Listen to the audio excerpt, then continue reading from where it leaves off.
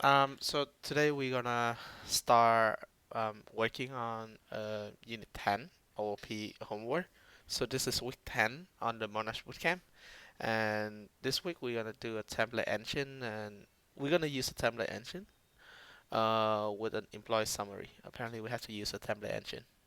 Hmm, Don't know that we need to. Alright. So what does it look like by the end of it? So what it look like is something like this, right? So we're gonna build a node application that by the end of it, you're gonna use the application to build an HTML page that looks something similar to this. So a header, some card, and your card. Each of the card look like this. So just by the look of it, you see that each of the card is different based on their role or their job. So if this is a manager, then you have manager that different icon, that's different office number. That's a weird thing. I thought that's supposed to be a phone number, not just like what number of the office box you in. Anyway, for engineer you have a classes and then a GitHub account. For intern you have a user logo icon and then the school, what school you in. So this is the result. And so instruction is as a manager, I want to quickly generate a web page, display my team info, stuff like that. Sure, easy. Not really easy though. Okay, so in the develop, there's a package, so we need to run npm install. Uh, we need to run the npm run test and stuff like that. Hint, you need to create these 4 files. So we're gonna try to create this, and then we're gonna try to see whether they are necessary. To me, they're not, but let's see how about that. Um, Pum, pum, pum, pum, pum, pum. And they ask us to have a base class of employee, and we have 3 different employee type based on that, and then it's gonna inherit from the employee. Alright, they have a bunch of things. Alright, so what do we need? So the first thing that I want to start with is to give you guys a quick recap on what is OOP and what are they. So we were doing a bunch of things previously, right? We were doing so this last week. Let me just quickly clear this and then I want to create a new thing. Okay, apparently you cannot do something like this in Windows. You can do in Mac. Alright, so let's create a new Windows. Alright, so quickly change language mode to JavaScript. So we were learning to write function, right? We write a bunch of functions. So we have like function A, this one do something. We have a bunch more, right? And each of them do something else. And then we call them, like we call A and then something happened, we call B, something happened. In this A, we call C, something happened, right? Something like that. But so this way is what we call a functional programming, meaning everything behave around a function. It's the most straightforward way and the easiest way, I believe, to code because it's just you don't have to care about scoping or anything. It's just anything is straightforward. What do you think you need to write? You just write it, right? And beside from that, there's another way of writing code, which is OOP, object-oriented programming. What is the meaning of that? The meaning of that is everything behave around an object. And why do we have that? So there is a principle behind that, which I'm going to quickly show you. You don't really need to know about it, but it doesn't hurt to actually to know it.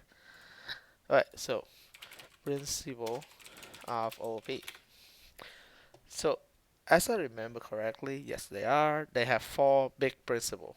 So encapsulation, abstraction, inheritance, and polymorphism. Right? So encapsulation, what does it mean? Do I have a bigger image that I can show you? Yeah, there's something, but this doesn't cool. Cool. Not that. Alright, so let's go with this. So encapsulation. Basically encapsulation means that each of the objects should only knows what it should know and nothing else. Remember that when you're writing function and you're writing like global variable and all stuff like that, everything everywhere knows about every other things, right? And that is something that we'll be trying to avoid. The object itself should know only the things related to it and nothing else. And that's the main thing about encapsulation. Only knows what it needs to know. Abstraction and inheritance, they are kind of the same thing. And you're gonna see we're gonna use abstraction and inheritance later on. So abstraction actually let's talk about inheritance. It might be a bit easier to talk back to abstraction. Inheritance is when you have multiple class or type. Like if we talk in real life thing, it's like multiple types of things that look similar because they share the same traits, right? And what we do in OOP is that each of them will become a subclass that inherit from a parent class. To be easy to understand, you and your brother or sister or your siblings will inherit the genes from your parents, right? So I know if we talk about class, it's more of like a human class, but that's inherited. Another quick example would be um, you have a vehicle as a class, but a vehicle can be a bunch of things. It can be a car, it can be a motorcycle, it can be a bicycle, and all of them inherit from the same trait of a vehicle because it can run, it can stop, it has wheel, it can make a sound, right?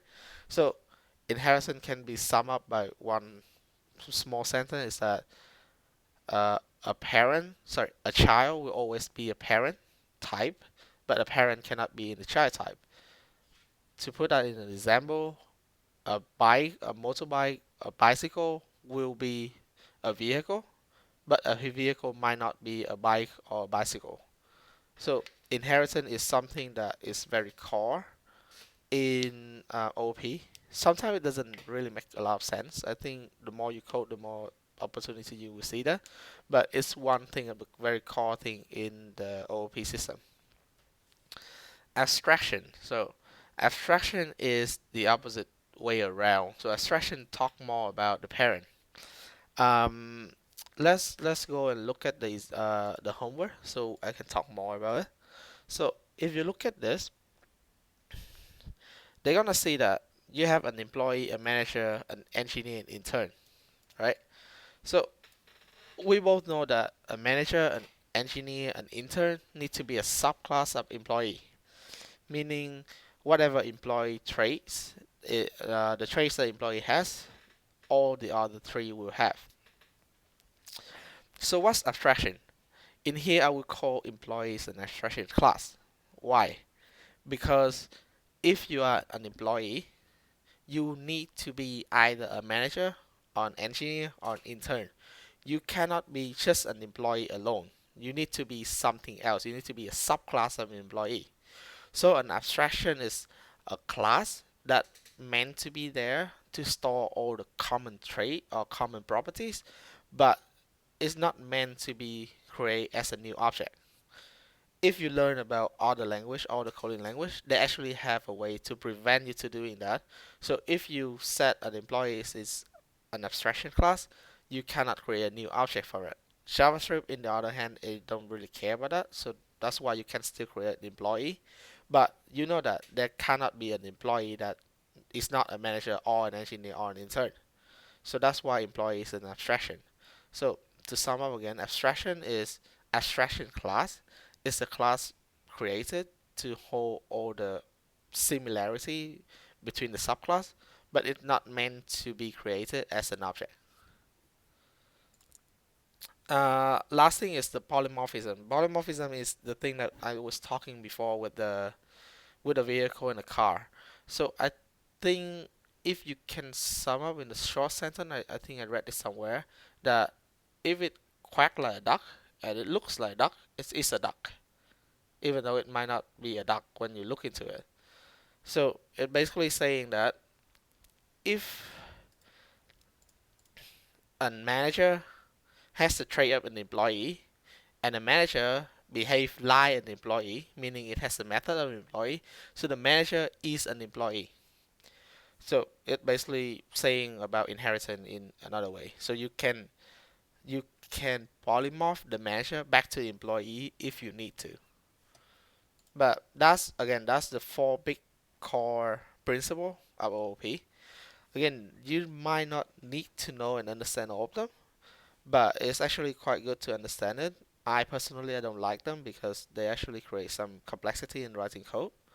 But some of the time when you deal with the framework, you need to use them like unintentionally, but you do need to follow the syntax. But again, not really a big thing to learn here. Alright, so a quick recap on OOP is different coding style compared to a functional programming that we had before. And believe me, there's much more of them. If you look for different coding style, I think I remember I searched for that, and there's a bunch of them though. So imperative, functional, object-oriented, and procedural, right? So there's a bunch of them, and you can look for it, and then you can learn about it. Some language will support multiple things. Some language will support one thing.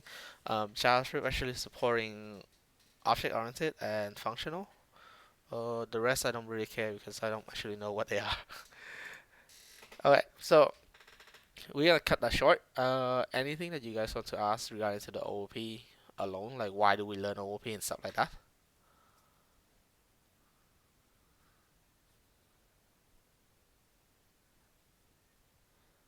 I will take that silence as a no. Okay, cool. So let's start. So in order to do this, we need to have the files, which we're gonna download from here. Alright. Normally I'm gonna create a new repo and everything, but for now, just quickly go through it. How big is this file? That is a lot. Oh wait, is this the whole repo? I don't want to get the whole repo. No no no no no no no no no no no no no no. Okay. You know what? I'm just gonna copy file. This is taking way too long. Why don't you allow me to do single file? Alright. So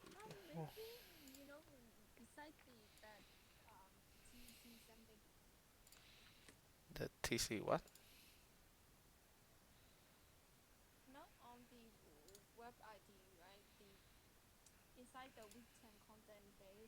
Oh, director. Oh yeah yeah yeah. That one. That one should work.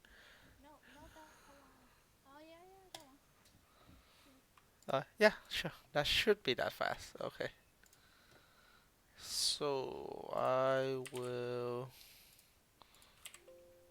make that into file. Okay, so we are doing week 10.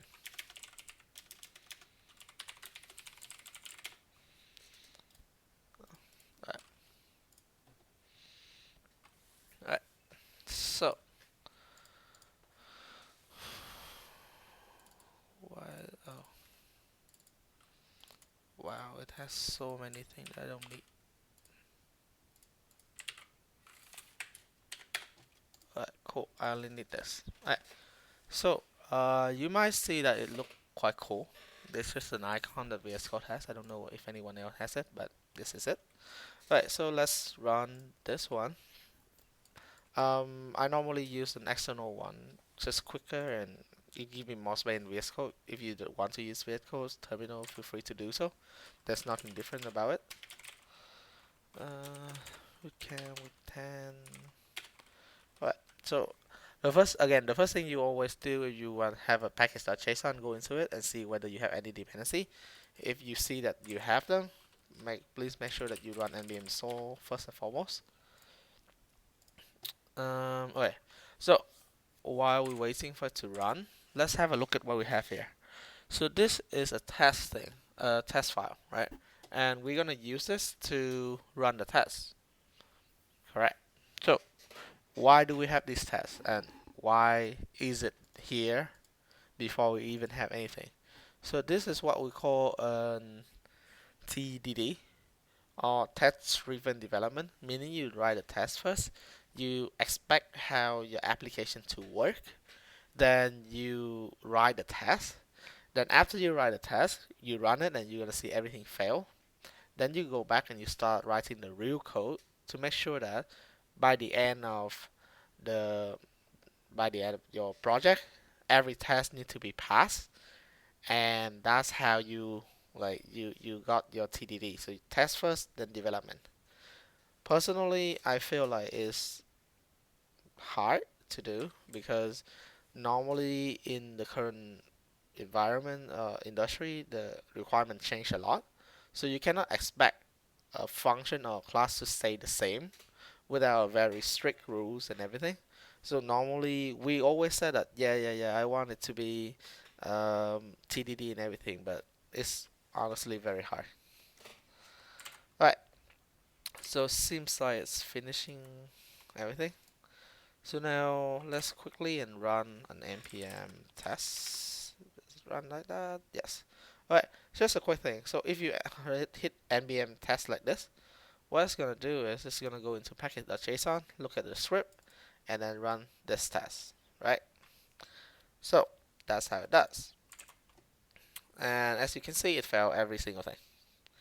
And that's how you start a TDD. You start with everything failing, and then you try to make it better. So in here, I'm gonna have a source, which is the source code of everything I'm gonna build. And I'm gonna build, normally I'm calling it a model because, wow, that's actually quite cool. I don't really want that though. So I call it a model because everything in it is a model, is a like a class. Like yeah, I don't actually have a good reason behind it. It's just I'm used to calling it like that. Alright, so employee. So employee class, we know that we need an employee class, right? So what does employee class has? Let's have a look. Employee class, name, ID, title, and bunch of that. Alright, so name, ID, and title. First thing when you write class, you always need to write constructor. Right, this ID.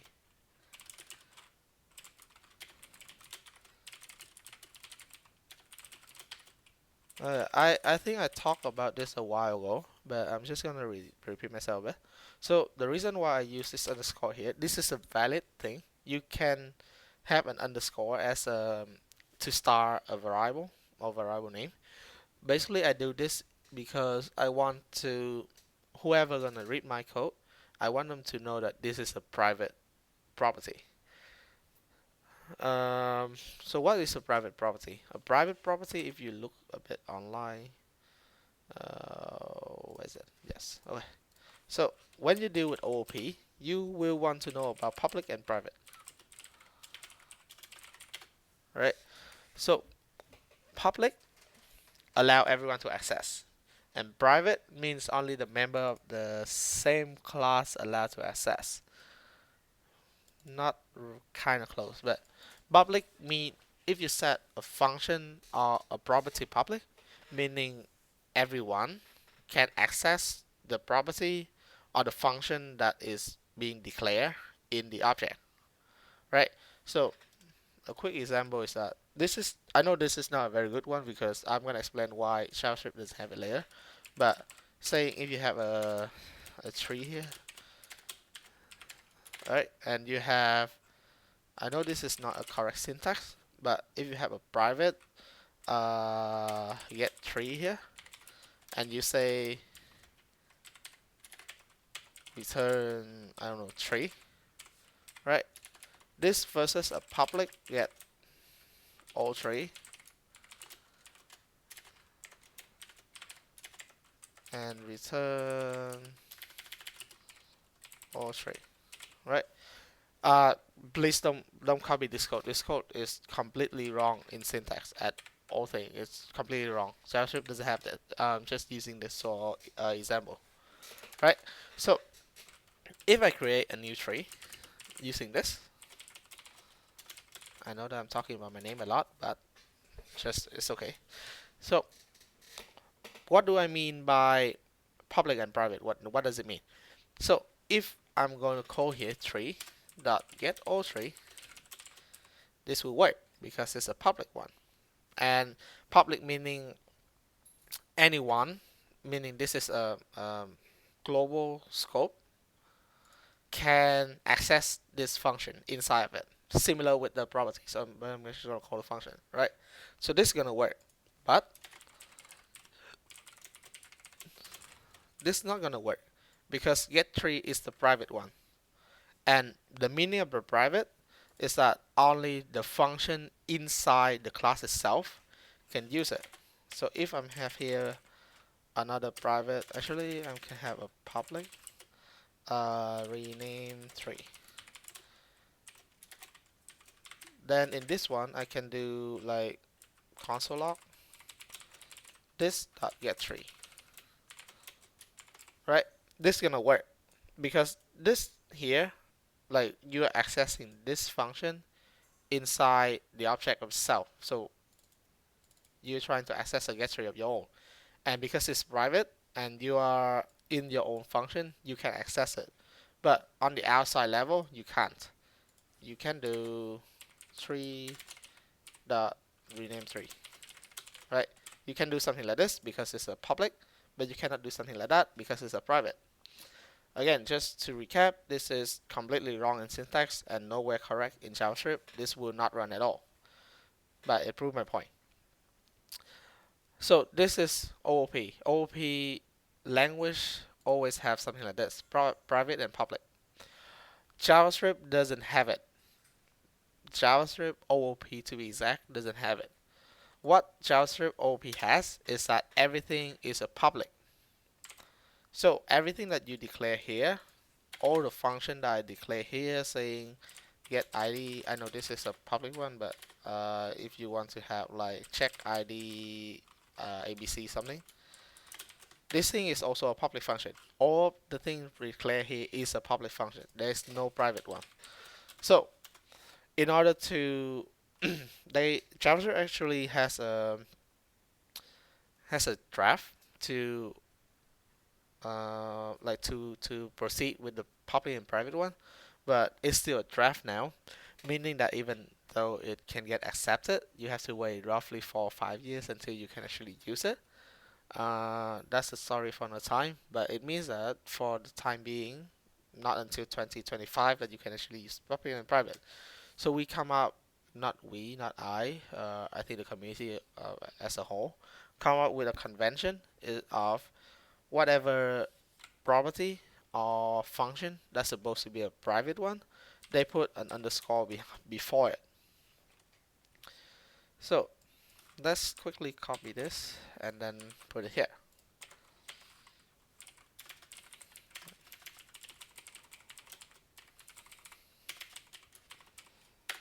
Right? So let's try to create a new employee. Right? You can easily see that I can access it. That's easy, simple, right? I can totally access it. So it doesn't prevent you from accessing it. It's more of a way to tell you that, hey, this is a private one. You should not use this. It's not meant to be used from outside of the scope of the class. If you're using it, you can, but there might be some unexpected behavior, some consequences that make your application run incorrectly, right? But again, everything that you declare is a public one. You cannot hide it at all. And you can see that by hitting the employee, and you can see everything that you declare here is a public one. You can access them directly. It's just an object. Alright, so let's get back to this and let's start. So this ID, I think this is a name one.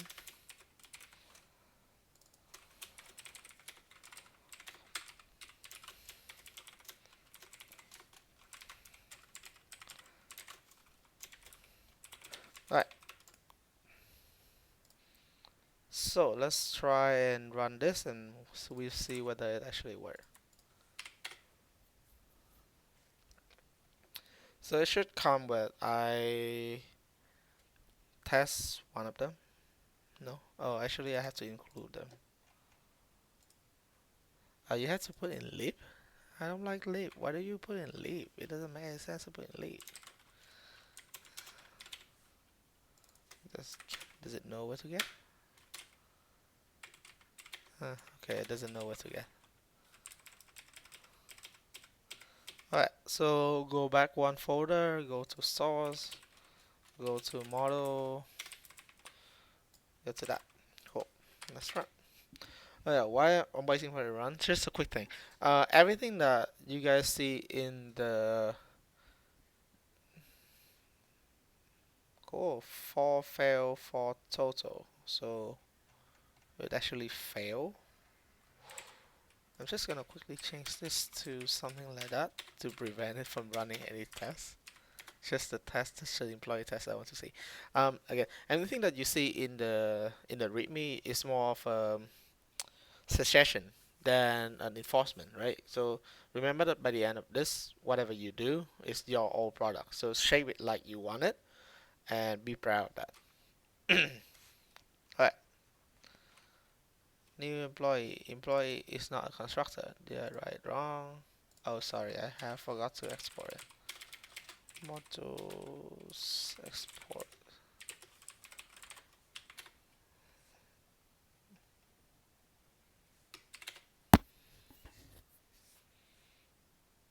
Did I write module correctly? Yeah, wrong one. Module is not defined. Okay, cool. One fail. Why? Ha. Okay. Export. Yes. I haven't write this kind of export in so long. Okay, cool. Thanks a lot. Yay, we have one pass. Cool. That's very good. Now, what's the wrong thing? Oh yes, because they use a different thing.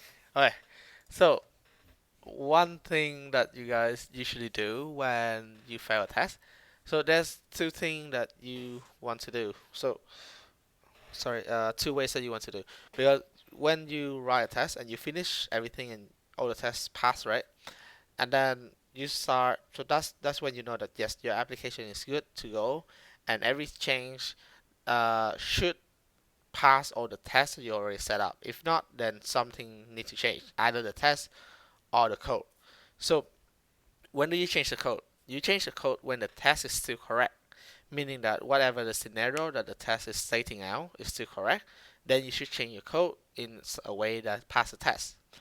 When should you change the test? You should change the test when either a logic in the test is now incorrectly, like previously your application say 1 plus 1 needs to be equal to 2, then 5 months later your CEO coming in say no, this is wrong, 1 plus 1 needs to be equal to 3. Your application now changed, the logic changed, meaning if you have your test before saying 1 plus 1 must equal to 2, your test is now outdated and you need to update your test. So there's two ways to solve the failed test, it depending on which way is more correct. But in this case, I'm just gonna go with my way because my way I edit everything in the private. Why do you have something like this? Yeah. So one more thing. You see how this thing, all this is accessor. So even though that you declare them in here, doesn't mean that it's private. Okay. Everything again, everything is public. I would not recommend you to do this at all, ever. If you want to get the name, write a getter like this, and then put it underneath it.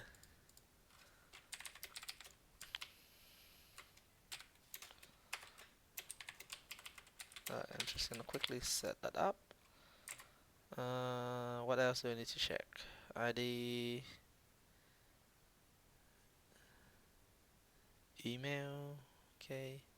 Cannot get name by get name. Get name is not a function. Oh yeah, sorry. This thing not supposed to be private. They're supposed to be public. And that's the get role. Oh yeah, I saw a very cool way to do get role. I saw people doing this constructor dot name. This is a very cool thing. This actually return you the employee right here, or whatever the name of your class. It looks so cool, and it's so clean. You don't have to like have a string in here whatsoever. You just return whatever this is. And when you extend this to your subclass, if you have an engineer, it's gonna return an engineer name, like the name of the class. Right, cool. So 6 failed, 2 pass. Why am I still not having this? Oh, sorry. What do we supposed to have in here?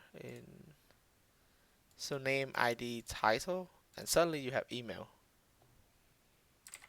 Nice, I guess. Why do you have email? They don't even ask you to put in email.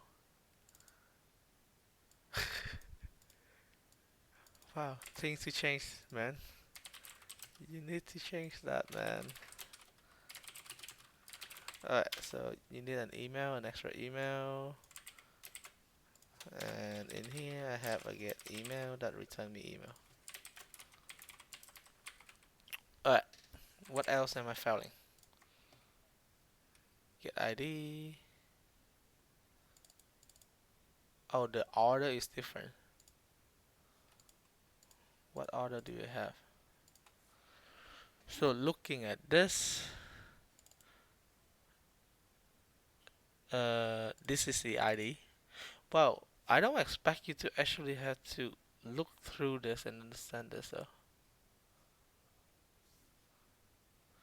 So this is a name, this is ID, this is email, and you don't have a title. Way to go to write the test and the way to go to write your description. Cool. So we have name, we have ID, we have email.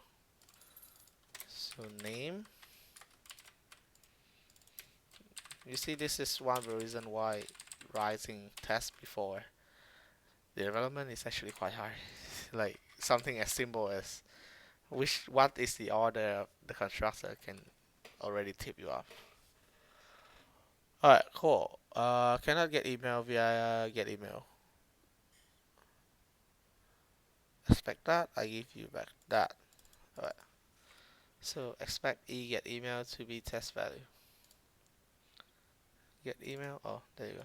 Get email. Alright, this should pass. Please pass. Thank you. Alright, so that's how you write TDD, okay? You write a test that failed everything, then you try to remember what the test said, and then you try to write your code according to the test. Cool, cool. Very cool. Alright, now let's try to do the engineer one. Alright, so engineer. So the way you extend from a parent class is that you need to write extend here. And what the parent class is, so employee. And in here you have to employee equal require employee. Right, again remember that because you are running Node, you don't need to do .js. It totally understand what the thing is. So when you create an engineer, what does it need? An engineer, where's an engineer? An engineer need everything. In addition to it, it need a GitHub account. Why do you have this here? Oh, this is different. Okay. So it need a GitHub account, right? So I see a bunch of people actually going here and do something like this, right? So this is incorrect, and the reason for it is that an engineer is also an employee, right? And in order to create an employee, you need all the name, the ID, the email. Then in addition to that, you need a GitHub, meaning all the things that require to create an employee also require to create an engineer. That's why you need to have it here. And in addition to it, you have a GitHub. Not like remove everything. So, do we even need title? Yes, we need title. What is title?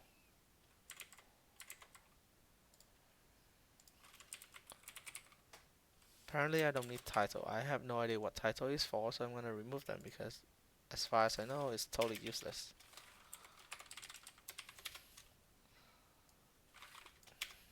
Alright, so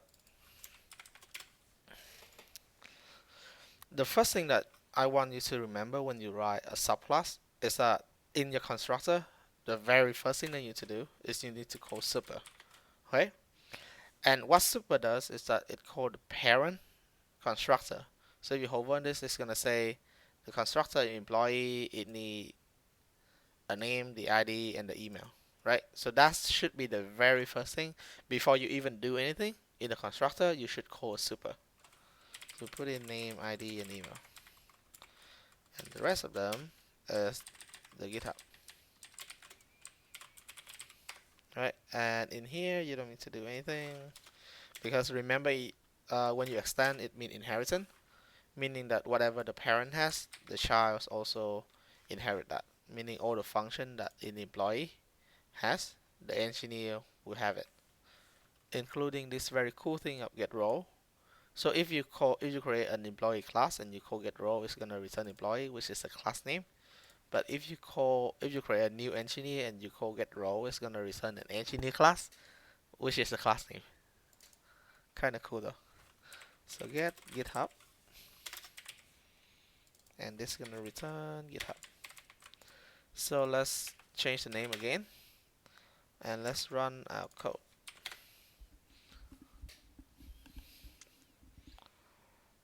And I would expect it to completely pass. No, it's not. Oh yes, I forgot the engineer need to change.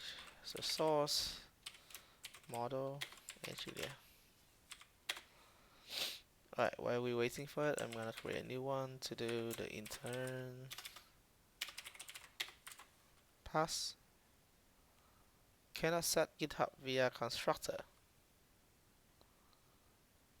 Oh yes. You need to change the GitHub thing. There you go. Just because I use the underscore.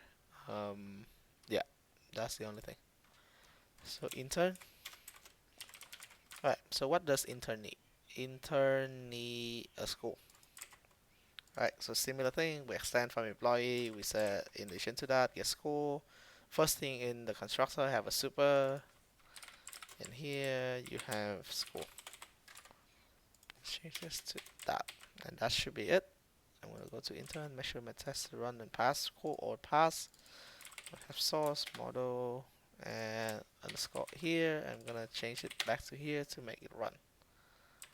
Right, so run it. And while we're waiting for run, and I know it's gonna pass, I'm gonna do the manager one.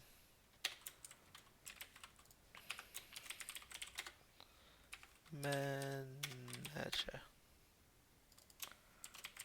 Alright, so what does the manager have? The manager have an office number. And like I said before, I don't even know what the office number is. Is that the phone number? Is that just a number? So I am gonna call it phone number. Just easy for me. That is the room number. This one. Sure, room number then. Because they are using one or hashes. Alright, so room number. And we're gonna return the room number. Again, this thing is a very small thing. You don't really need to follow exactly what the instruction said. You can feel free to go here and then make fun of it, make fun with it. I don't really mind. Room number, get room number. Why do I have an employee here? Ooh, even the test is not correct. Alright, change this back to that. see the test. All of them are running. Now run the last one and make sure that everything passes. And then we can start doing the real development. Cool. Alright, all of them are passing. Now it's time to actually run the real thing. So, we can go back and start doing the um, like we can do the functional programming as normal. But given that we are using OOP, I'm gonna follow it to the end, and we're gonna create a main class. Right. So the main class is basically a class that's gonna do everything in it. So this class doesn't have anything in the constructor. Constructor um, module export, and in this one it has what's that? What class main? Oh, main doesn't have this.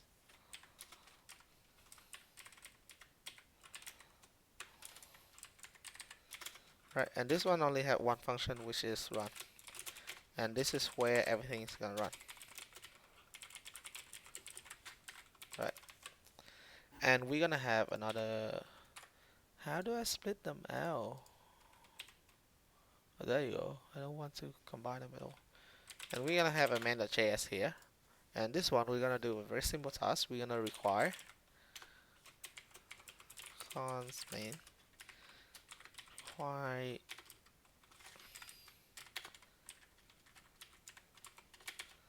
we're gonna make a new object,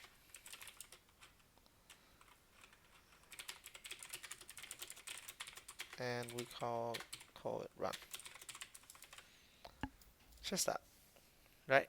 So what's in the main? Actually, before we do it, one quick thing. So this is the file that we need to run. So I'm gonna go to package.json. I'm gonna add here a start, and in here I can have a node source. I don't have a leaf though. I do have a source. So source main.js, right? So by doing this, I have a start here, and this start it will run the command here. Will be run if I run an npm star, which means I don't have to tell anyone which file to run. I just ask them to run npm star, which I will show it now. So what you can do now is that you can do npm star, and you see that it's gonna run this, right? So I don't have to tell anyone which file to run or what they need to run. I just tell them, hey, run npm star, and whatever command that needs to run, it will run it. Cool. Right. So we got that run. We got the program running. Now let's go into the main and start getting data. So I know this is a thing because I'm gonna have to use a bunch of things. So first thing first, I'm gonna do how many member of your team, right? It's an inquirer. So wait inquirer.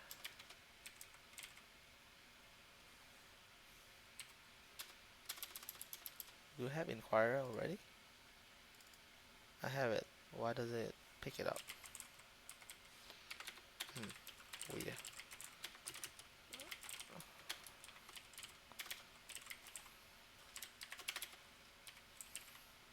There you go.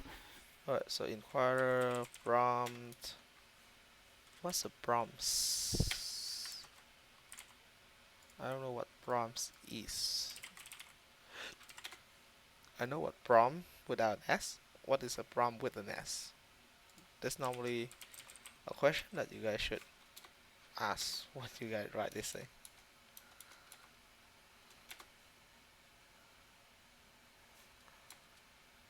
Okay, not sure what that is, but we're just gonna use the normal prompts. Alright, so in here, a list of questions. I'm gonna follow this to know what the questions should look like. Question. So we're gonna do a very simple thing, just an input. So type input, name,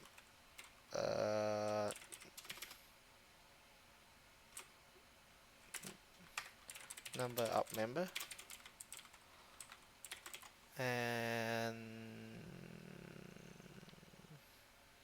do need anything else? I need that, I need that.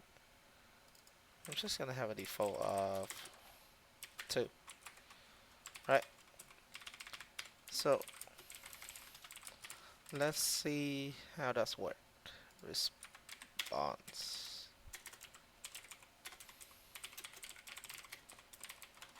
So now let's run it.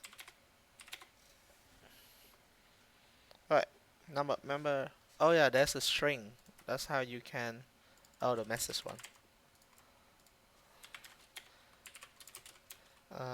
Please input your team size. Actually, team size actually better name than number of member. But this should give us a response. Right, one. There you go. Cool. Right. So one thing I can do right here is I don't really care about response. I only care about the team size. So I'm gonna do the object deconstructing right here and right now. If you don't understand what this is, just tell me and I will explain that. But I'm gonna assume that you guys know what's happening. I'm gonna go forward with it. So in here, I'm gonna write a for loop from 0 to your team size, and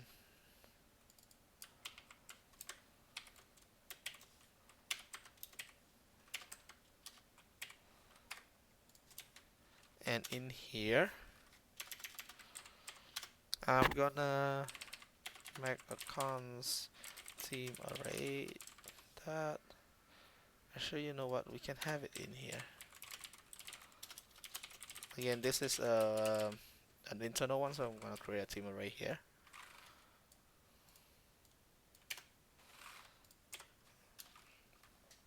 Um,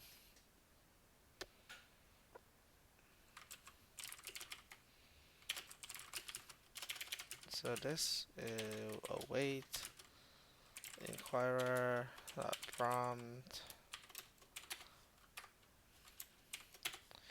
So what do we need? We need a name, an ID, and a title. Let's talk about ID later, but a name and a title. Actually, yeah, why not? Let's talk about name and title. So name here, input your name. I don't really care about that. And so a title, I think it's a job or a role, and it needs to be a selection between manager, engineer, and intern because I don't want to shoot them to choose anything outside of it. So let's look and see whether we have another option. There's a list. List might be what we want. So type list, name, role. Let's please choose your role, and we need choices. Right, so this needs to be um, engineer. What's these choices? If defined, a function array value can be symbolized as number, string, or object containing name and value. Right, so containing name and value. So we're just gonna quickly a string. That's the simplest one. Engineer, intern, and manager. Right, and we're gonna push it into the team array.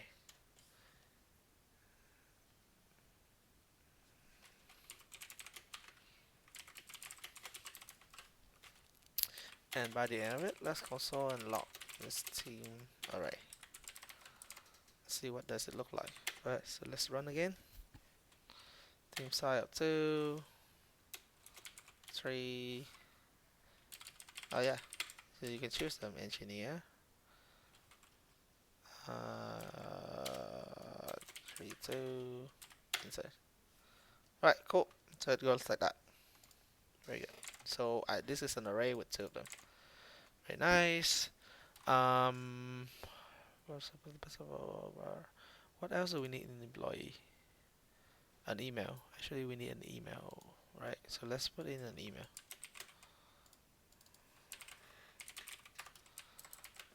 Right. That. What else do I need to? What do I want to put in here? Alright, so last thing that I want to show you is a very cool thing of Inquirer that someone else already done. It's called a when. Where is it? Oh, there you go. When, right? So when receive the user current answer as a hash, or I think current hash is as an object, and return true or false depending on whether this question should be asked, right? So we have three questions that specific for either an engineer, an intern, or a manager, right? And we want to only show them when the role required to be shown. So if you're an engineer, you're asking an engineer question. If you're intern, asking an intern question. If you're manager, asking a manager question. So we're gonna do that. We're gonna use the cool when thing. So I'm just gonna copy this. So the first thing is an engineer. Engineer need a GitHub. So GitHub, you're gonna have a when here, and when tag in a response,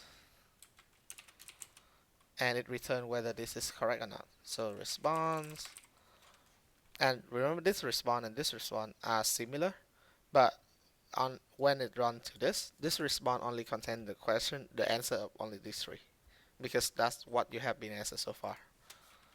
And again, I don't really care about the response, I only care about the role. So I'm gonna get role here, and I'm gonna check whether my role is equal to engineer. Right? So let's try and see whether this run like I expect it to run. So you start 2, 3, something. If I'm choosing something else, it should not ask me the GitHub question. Right, it doesn't ask me that. That's just good. If I'm going for engineer, it should ask me the GitHub question. There you go. It asked me for a GitHub question. Very cool. So that's how you use the when. So you use the when is something from Inquirer that allow you to choose whether you should ask the question or not, which I find very cool. Alright, so we can do the similar thing for what's the other one? I think the school one and the room number, right? Alright, so school, and only ask this if you're an intern, and room number.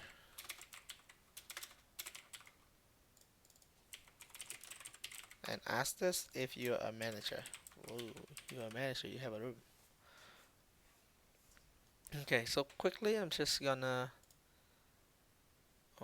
actually no, you know what, just leave it like that.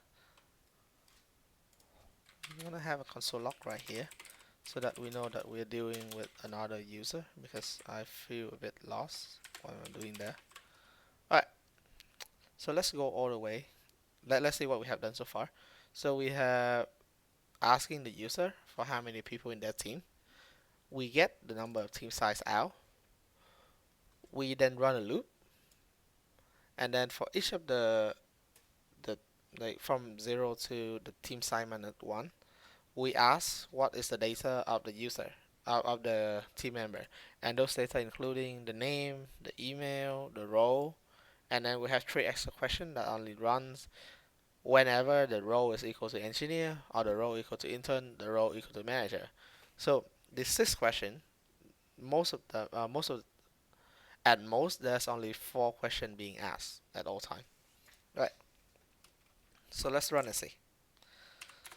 So we run. 2 people, 3 engineer, something. If I'm an engineer, it should ask for my GitHub. Cool. Right. Now, if I'm an intern, it should ask for my scope. Nice.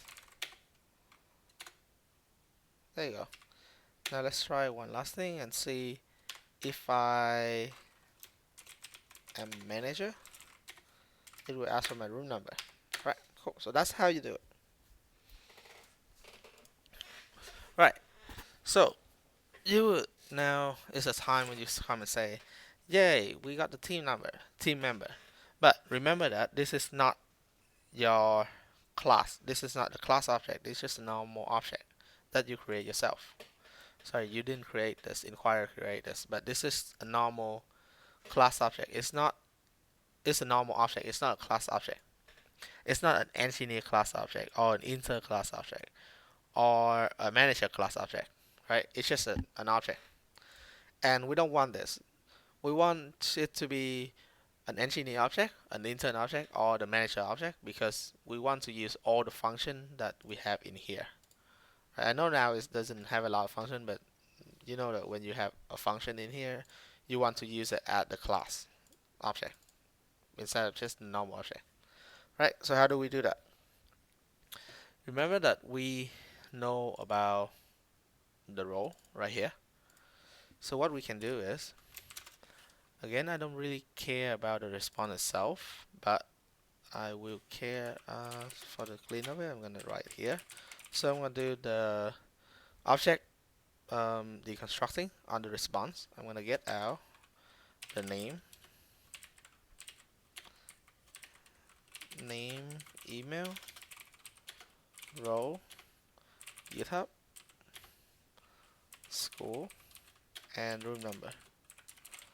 Remember that even though that I have response, even though that I have these three deconstructed, it doesn't mean that they have the data, because remember that this only run when your role is engineered. If your role is engineered, these two will not run. So at all time, only one out of three of this variable actually have a data, depending on what role you're having. So if you're an engineer, you have a GitHub. If you're an intern, you have a school. If you're a manager, you have a room number, right? And you can do this because JavaScript allow you to deconstructing a key that doesn't exist in an object. So now what we can do is we can do an if role equal to engineer, and we will create a new employee and then push it into the array. So instead of pushing an object, we're gonna push a new engineer, which it doesn't know what it is, so I'm gonna include that.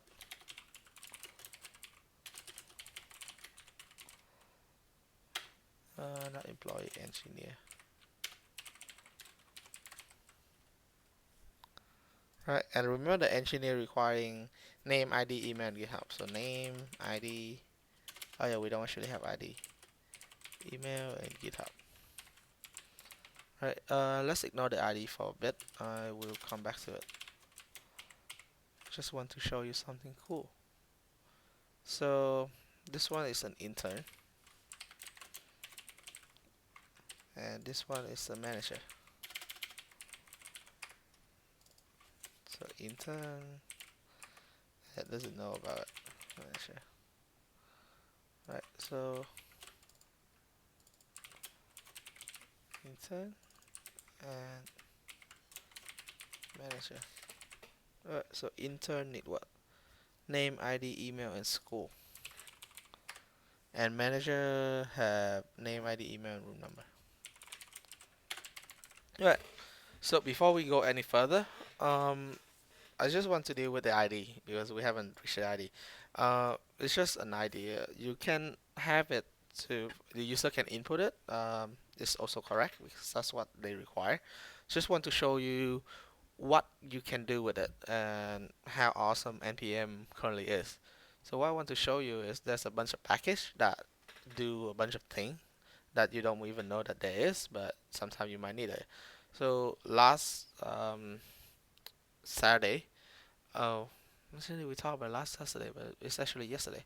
Alright, so I was coming across a question of how do I generate a unique ID? And I've said just Google npm unique ID and it's gonna show up something. So what I want to show you is that it's just a cool package, a small package that you can use to create a unique ID.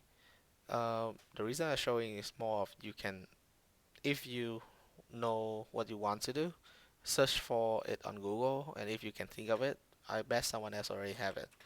So npm create unique ID.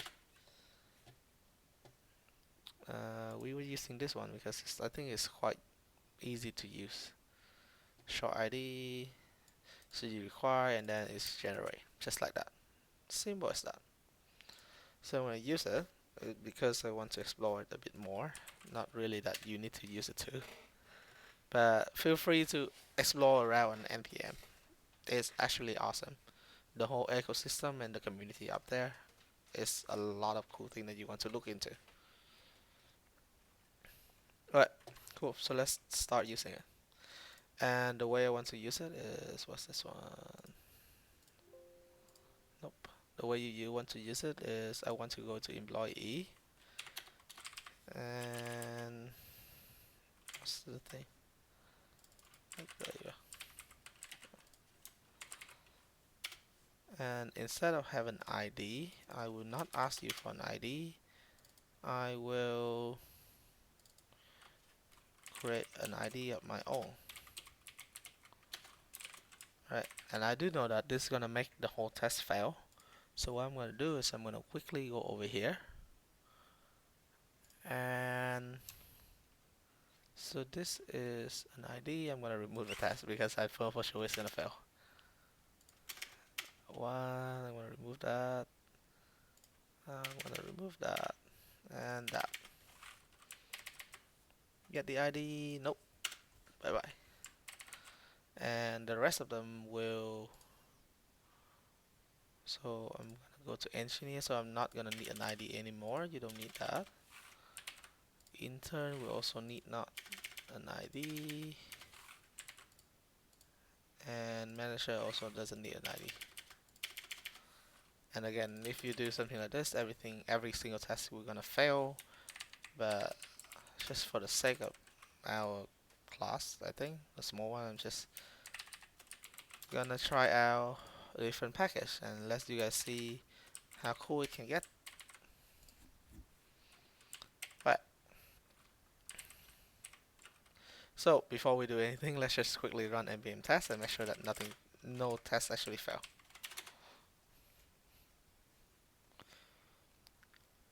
I highly doubt that they're not failing. Oh, actually they're not failing. Cool, very good. Cool. So let's try to run our main again and see what have we come so far. And I'm just gonna remove the ID. Right, just quickly recap what we have done. Uh, since then, we deconstruct the response object. We check whether the role is an engineer or an intern or a manager. Then per each of them, we create a new object accordingly. So an engineer, an intern, manager, and then push them to a team array. Right. So previously, what we have is this array, which is an object array, a normal object array. What we want is a more specific array, more specific object array, which is either an engineer or an intern or a manager. So let's run it. I'm gonna go with 3. There is a manager. There is an intern. And there is a engineer. Right. And you can see that it's totally different now with a manager here, an intern here, and engineer here. And this is a way that you know whether this is actually a class object or just a normal object, just by the name right here. Right? And you see how it just random generate the ID. I think it's much cooler than you have to type it because sometimes you know the ID can be duplicated. Alright, so that's how you get the team array in. Oh yeah, one last thing I want to talk about the class is I'm gonna move this out so that it look main. Alright, so one last thing that I want to talk about is how you see what I did here is that I have an engineer here and I have an engineer here.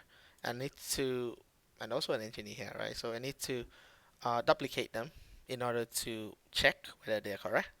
And imagine that one day you come in and you say, yes, engineer is wrong and it needs to be engineer 2. Then you start having to change all of them. And it actually takes some time to actually maintain it correctly. Previously, we talked about how we can create cons on here. And like a con in here, say engineer or something, and then assign to it. It's correct, you can do that. But let's do it in more of an OOP way. So in OOP, you have something like this called an instant variable, right? So a variable belongs to this instant, right? So if you have another main, it will have another team array, which is not at all similar to this team array. They are different array. But you also have something called a class variable. So a class variable is a variable that belongs to the class itself, and usually you use it to contain data that's supposed to share between class. And how do you do that? So for example, in this one, right, I want a variable that contains the string manager. But the manager string doesn't belong to an instant. The instant class should not even need to care about that. That string belongs to the class itself, the class main itself. So what you can do is you can declare right here. See, this is outside the class. I want to close it. This is outside of class. So the class name dot and then the key engineer. You're gonna do that, right? And this way, this key or this variable, I'm gonna go underscore because it's local. It's a private one. Belong to the class instant. Sorry, the class main. So this is what we call a class variable. And see how you start it with main or the class name dot something. In opposed with this one, you use a this, right? So they are different. So this is a constant. Sorry, not constant. Instant variable, while this is a class variable. So when you write this, how do you use it? You use it by, instead of here, you're gonna put main dot engineer. And you put something like that. And now saying someone come in and say change this into something else, you can change it really fast. Right here and everywhere else it changed accordingly. Right? So let's try to do that with the intern and engineer. Sorry, manager.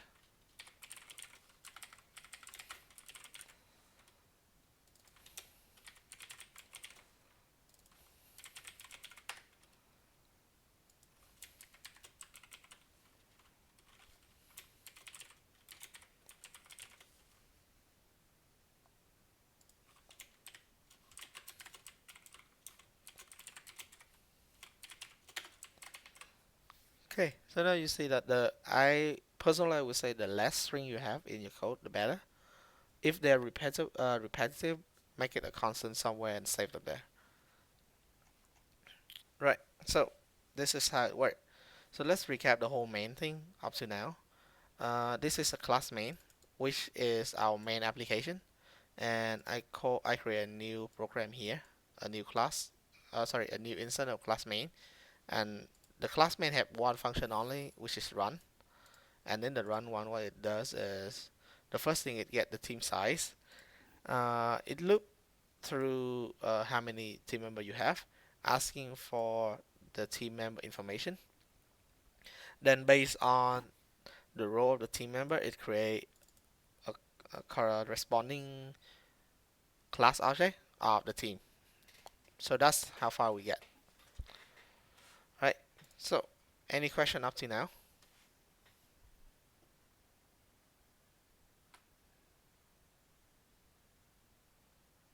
Okay, I will take that silent as a no. Cool. Okay, so the next task that we need to do is to start building it, right? So we need to start building this page. And let's quickly do that in the source templates man.html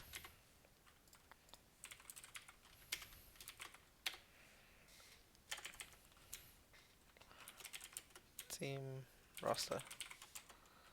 Right, a block. Uh,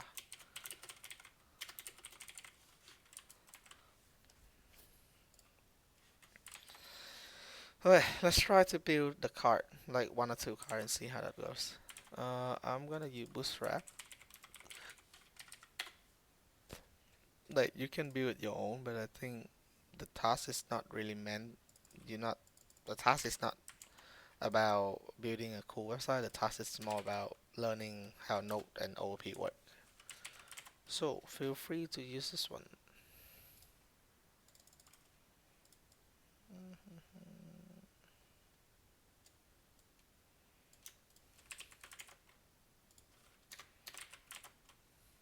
Alright, cool.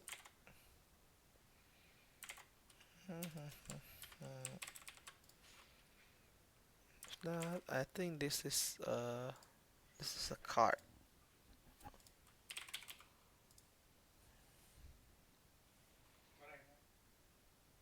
So the card looks something like this. Is there a quick one to do the card? Alright, not really. We're just gonna go with it then. I'm gonna go with this one. Alright, so team roster container. And this is my card. Card header. So this is the name. And there need to be a job title. So engineer. And there's the ID number and stuff like that. Is that the? It look like the list. It looks something like that. So I'm just gonna use that. Less coding is better.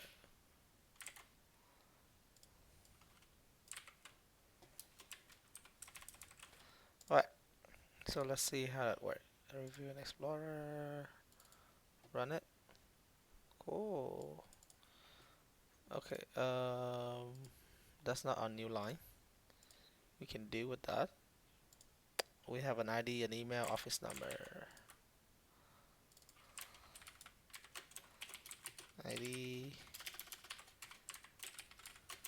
email.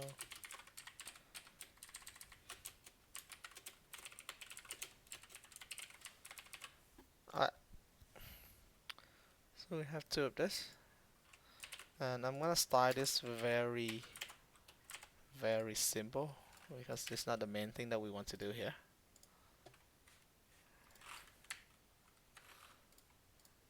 So color, background color,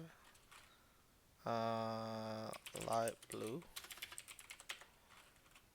padding like 30 pixel, font size, text align middle, center, font weight, bold. There you go. Cool. So that will be my header.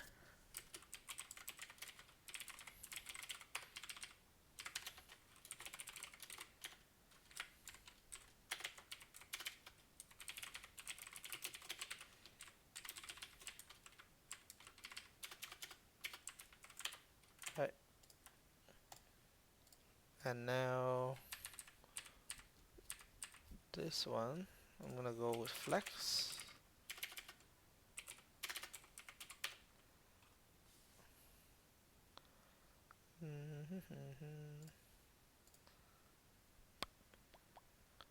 Yeah, flex is okay for now. start, I need to machine right. Yeah, just give it some space. This one need padding. So simple as that. Oh, feel free to do your own styling. I just don't really mind an ugly styling for now. But do remember that the styling is the very first thing that people is gonna look at when they see your website. So if your website look bad, no one's want to see it.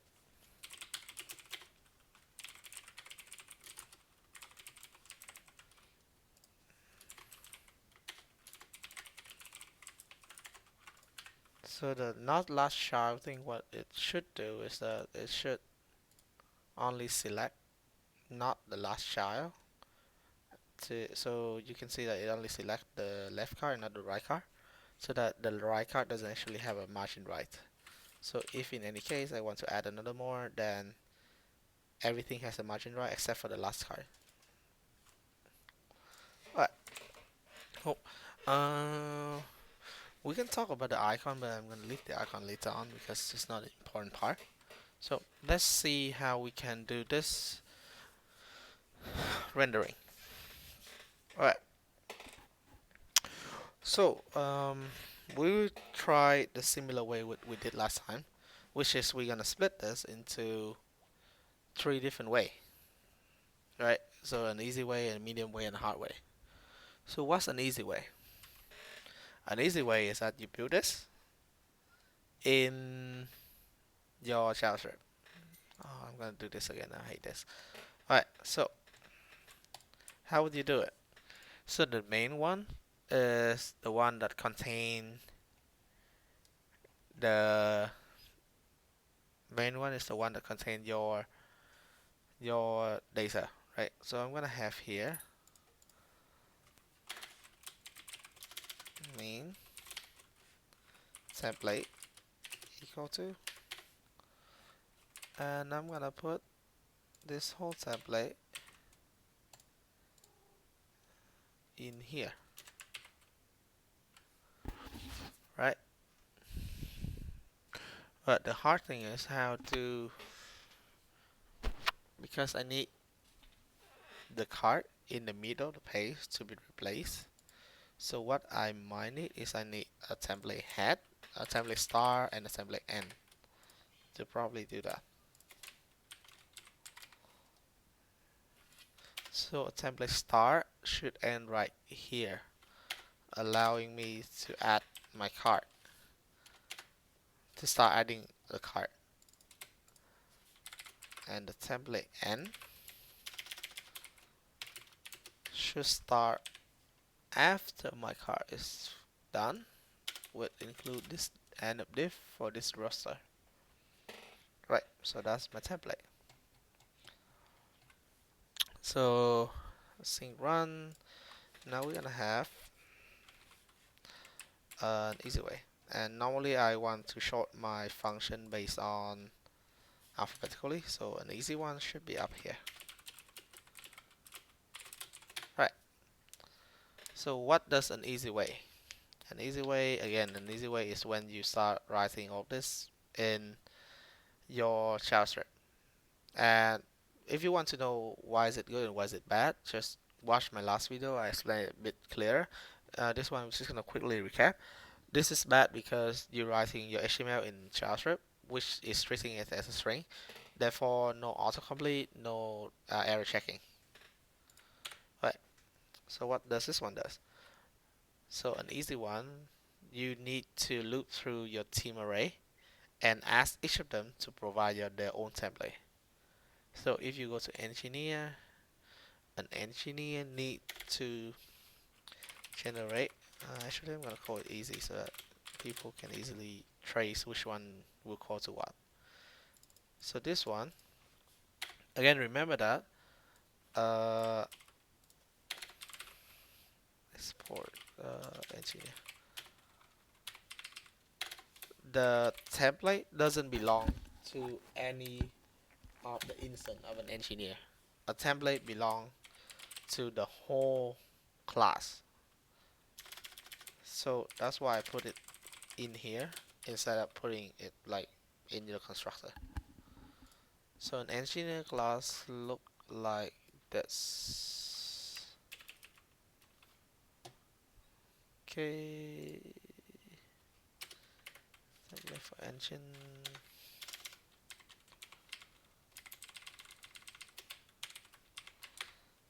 and it needs to be the name, and actually it needs to be in here. Actually, no, sorry, my bad. You cannot do this because the information require the class, the instant to put in the information. So you cannot really do this. Sorry, my bad. So the template, the general template belongs to the class, but in order to generate the exact HTML, each instance has to do it themselves.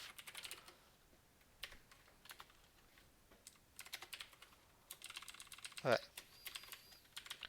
so in here, what you have is in here instead of this, you have this dot name engineer because you are in engineer class, that's for sure. I'm not going to change that. In here, your ID is this dot ID, this dot email, and office number. You're an engineer, you don't have an office number, you have GitHub.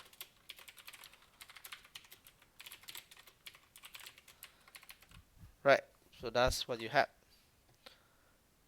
And because of that, I don't need this. Alright, let's follow the similar way for an intern and a manager. So intern, this is intern, and intern is a GitHub. You have a school here.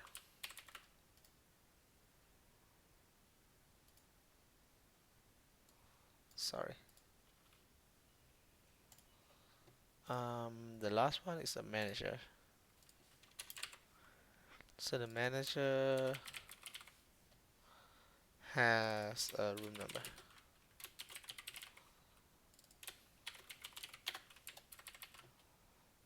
Alright, so all of that is here. Right? All the functions to generate the HTML is here. So what this should do is that it's gonna combine three parts, right? It's gonna combine the start, all the cards from the user, and the end. That's what it needs to combine. So let's combine it. So cons. So we're gonna have a team HTML string, and we start as just empty. Then we loop through team member of, and we gonna concat whatever the team member generate an easy generate function does, right? So either it's an engineer that is going to return this, intern return that, and manager return that. It's going to return, it's going to concat everything and put it in the team member string. And what it should do now is should return the main template start plus team HTML string plus main template end. I'm just going to console log this and make sure that we are doing it correctly. Right, so that's how you combine it. So that's an easy way. So you get the star, which is from the start to the start of your container, of my container. That's when all the cards supposed to be. Then I loop through all of the team member in the team array. I ask them to give me their own card HTML. So if you are an engineer, it give me this HTML string. Intern give me this, and manager give me that. Right? I got all of that. Then I add them right in between here. I add them right here, right between this start of the div and dot end of the div. Then after that, I add this end, and that is my string. That is the HTML string. So let's run it and see whether it's run as we expected. So just remember intern engineer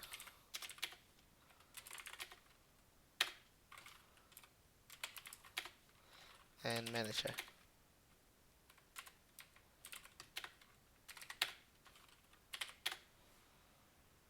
Right.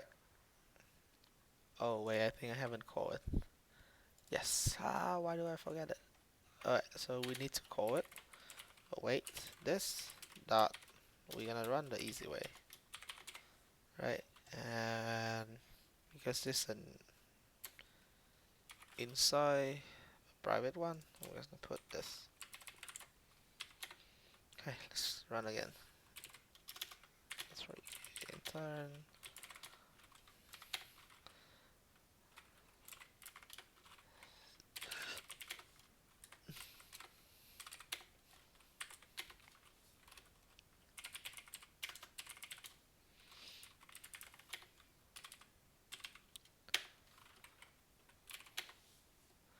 And that is our string.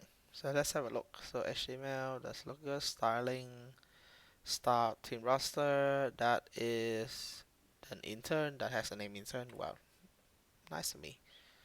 And that's the ID, email, school. That's the manager with all of that, and that's the engineer with the GitHub. Cool, that's totally correct. So let's. The last thing we need to do is basically we have the string, right? We have the result. We just need to save it to file. So fs, because we always need that.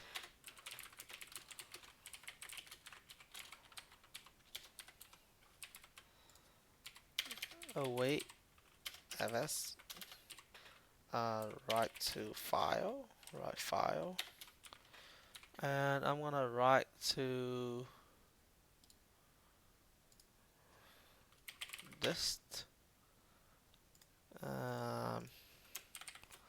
I need the path.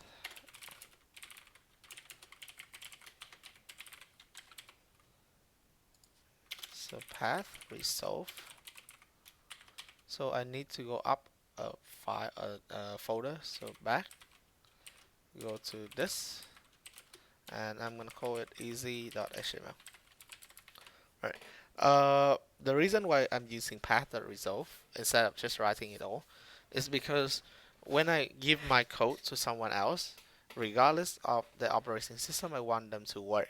I want it to work because in Windows, I know I'm not sure in Windows. I know in Mac it's gonna look like this, like the result gonna look something like this. But I believe on Windows it looks something like this because the Window and Mac have a different way, like different um, slash to separate their directory. So I think it's safer to use path.resolve unless you have a specific reason why not to. Okay, so you write that file and you write the data, which is our result. Alright, let's try one last time and see where that run. I'm gonna put the name with some other things so that I don't mistaken them with the role.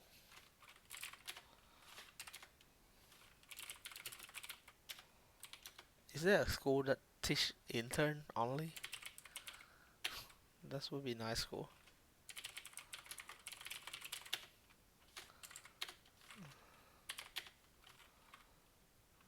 Engineer.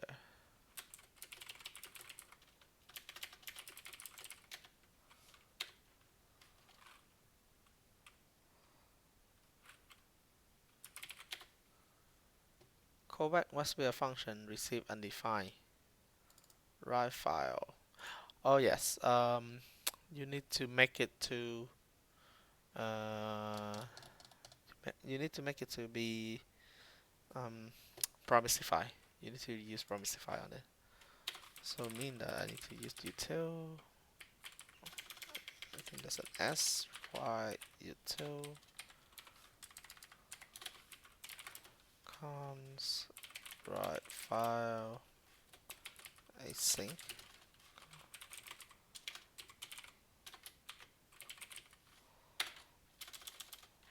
So fs write file. Alright, let's do this one last time.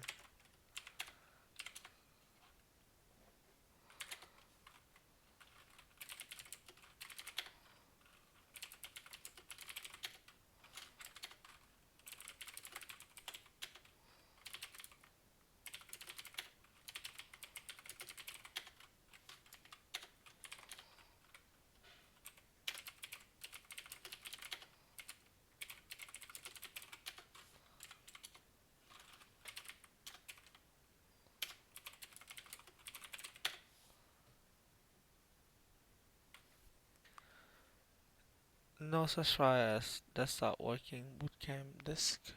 Dist. Oh, sorry. I need to tell it where I am because the dot dot here, if you don't have the current file, what it's gonna do is gonna take your current folder, like wherever you're running it. So if you're running it here, it's gonna take this. Sorry, I give it here. So previously I have something like this. So if you don't have the DNAME, it's gonna take the current folder, which is W310. That's gonna up to bootcamp and then go back, which I don't have that this folder. So I need the DNAME in there, meaning I have to retype them again. Alright, I'm gonna run through and put some random thing in it. It doesn't mean anything now. I think I'm gonna regret them later when I check it, but just want to make sure it works.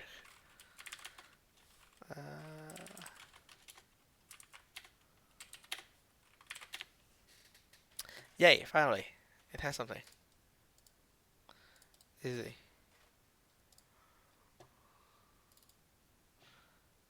There you go. It look a bit weird, I think. Card body. This.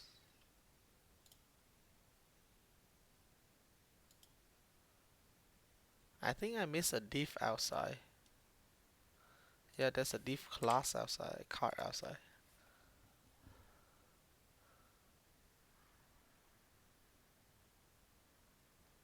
Yeah, I missed that. For some reason, I don't copy that. Huh, silly me. Okay, my main. Alright, but regardless, we know it's working, so that's good. So let's skip to the second part. I'm just gonna update this. So whoever looking at this on GitHub, they have the right code to run.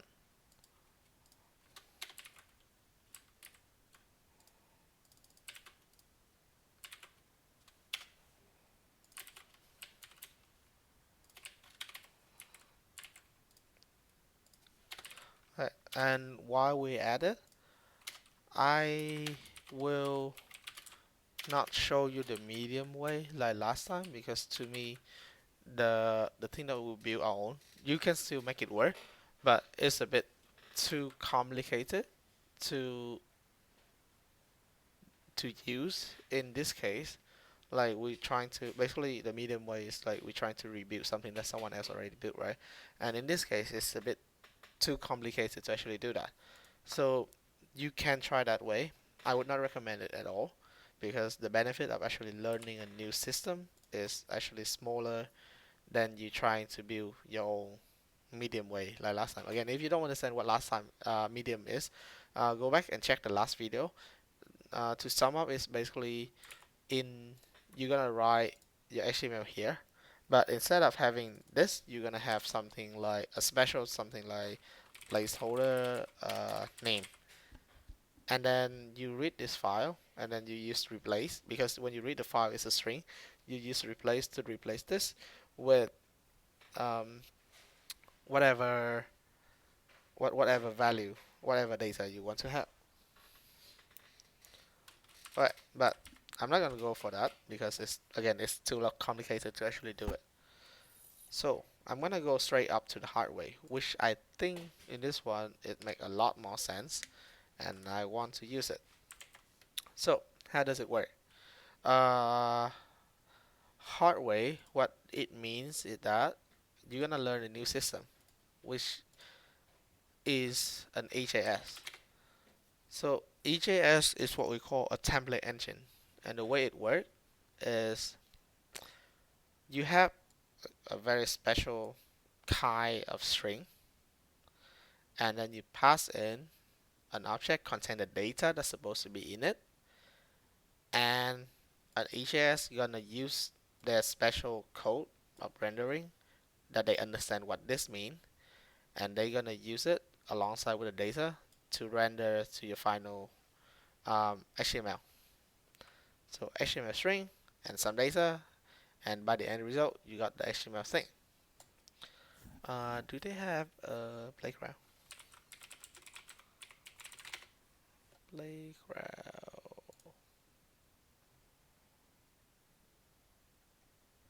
Yeah, let me zoom in a bit.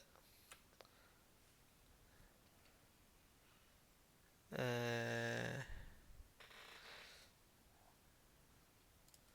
let's delete this and try this.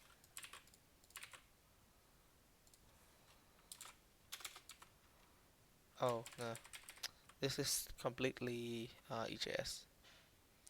But so basically, okay, this is not a very good example to show you.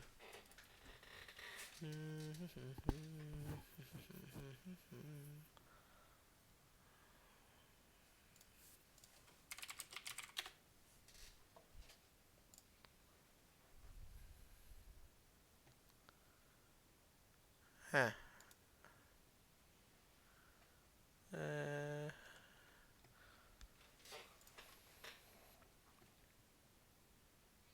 no, okay. You know what? I'm gonna run it and you will see what it means. Uh, so basically, you build your HTML as normal. You use the special syntax. You call an HAS.render. You pass in the string, and you read the string from the file. You pass in the data, and the result they give you is gonna be the HTML that you're gonna write to the file. Alright, so let's try it out.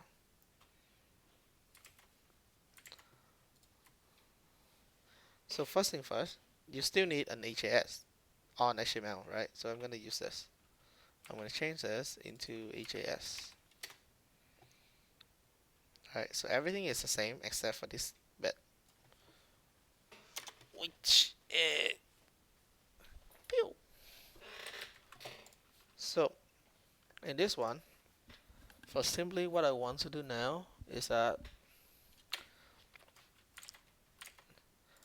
I want to pass it, what I want to pass in is what data I want to use is my team array data, right? So I want to pass in an array, and I want, instead of I have to write each of this block, I'm gonna ask the HAS to write this block for me.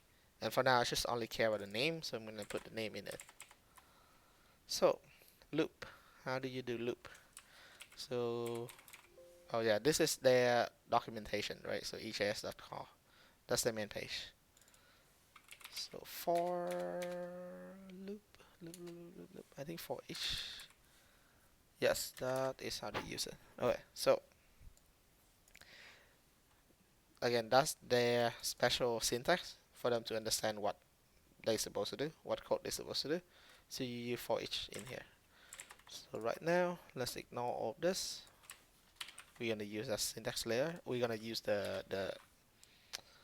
um, the HTML layer, but we're just gonna use the EJS for now to do for each. So for now, what I want to do is for each of the team members, for each of that, I'm gonna call them a team member, and I'm gonna do a very simple thing. I want to display doc example. I want to display the name.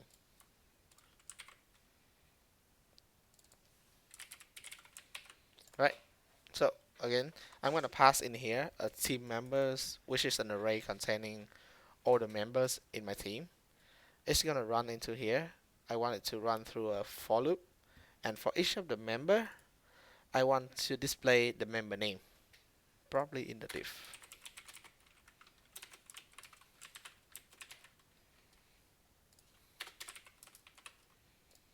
Right?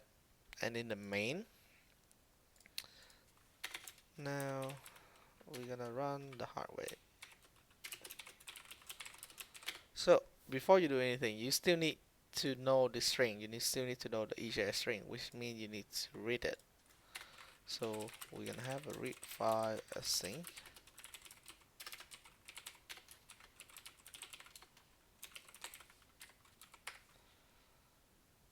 and we're gonna read template, EJS template to be exact. So we're gonna read file async, and the template is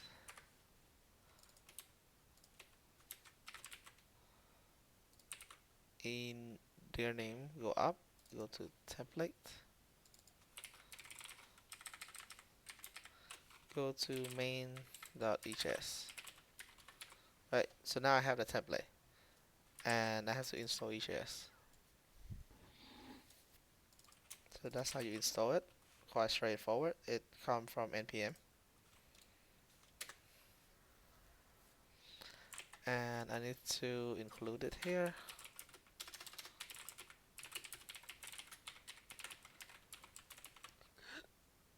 And I need to call EJS render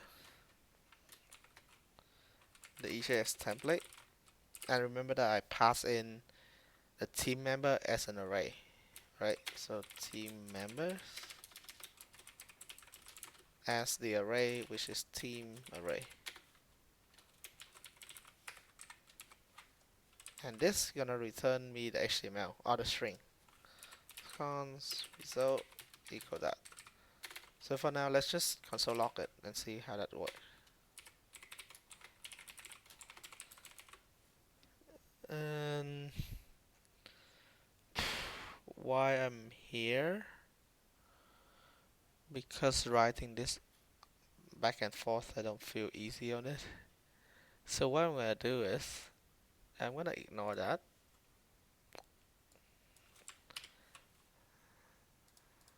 Oh, so when you command them out, you cannot close them anymore. Okay.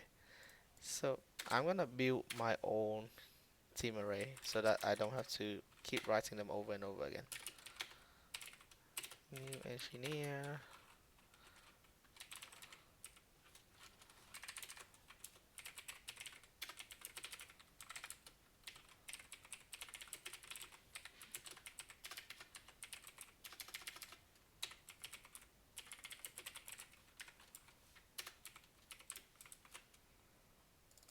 This is an intern, and this is a manager.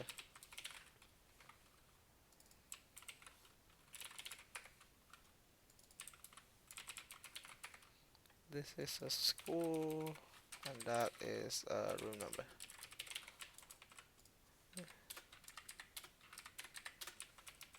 Alright, then I don't need this one too. So when I run it, it just run directly in this one. So I'm gonna do a hard way. Alright, so let's run it. Oh wait, not install, not install, not install. Run it and see what's the result. Error. We cannot read source dot slash template or templates. Sorry, there's an S right there. Alright, this template dot text is not a function.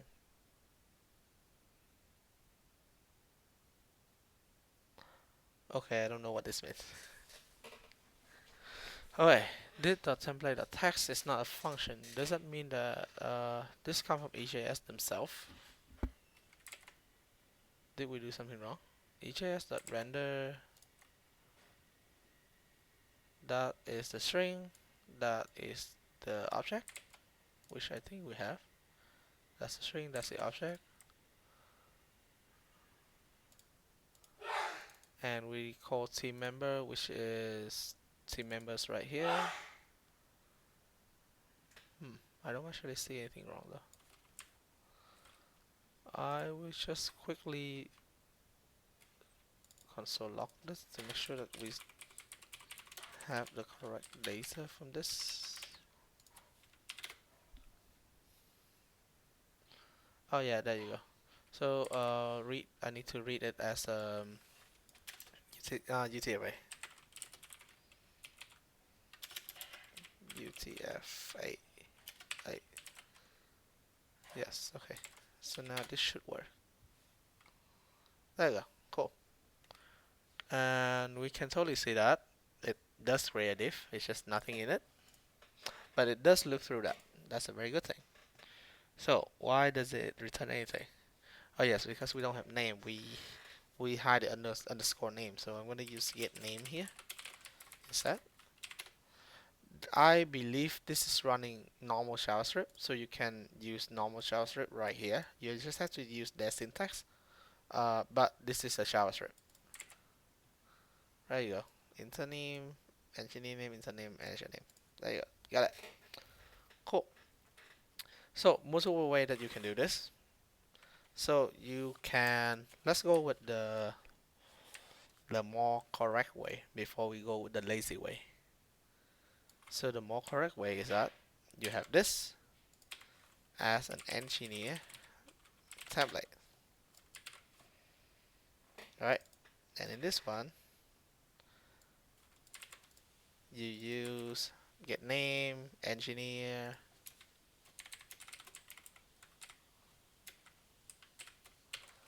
this is get ID and get email, and this is guest room number, right?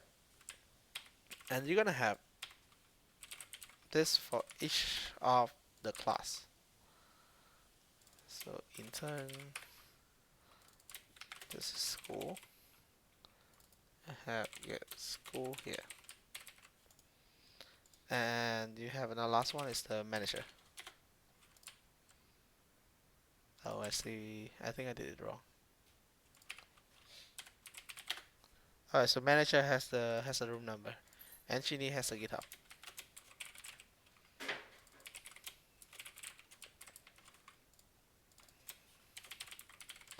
Right? So after you done that, what you want to do is so you look through them. That's totally correct, right? But this is not what you want to display. What you want to display is you want to display each and every of this card. Right? And they allow you to do that by there's a thing called include right here. So you include another template that and you pass in the user or you pass in the sub data that you need to use. Okay, so you can do that. So in here, what I'm gonna do is I'm gonna use the include one, and because we want to include either engineer, intern, or manager, we need an if. Because if it's an intern, we want to display an intern one. If it's an engineer, we want to display an engineer one. So we need to know which one do we include. So let's see if they have an if. I think they have an if. There you go. So if user or member get role equal to engineer, then include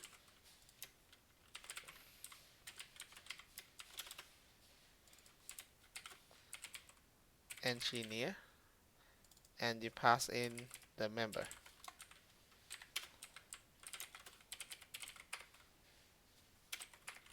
Similar to intern and manager. But before we quickly recap, let's see whether it's running correctly and fix all the bugs. I know there's a bug. Cannot find a file include name. Do I need to write the .hs?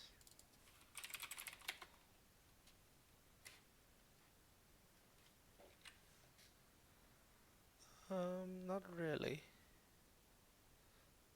Slash view slash views hs view user hs. Cannot engineer.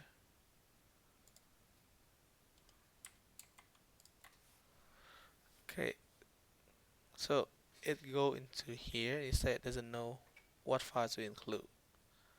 Cannot find the include file engineer. I don't know what path is actually trying to serve the file though.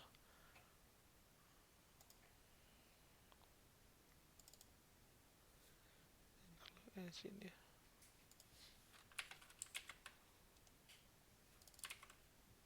That looks correct.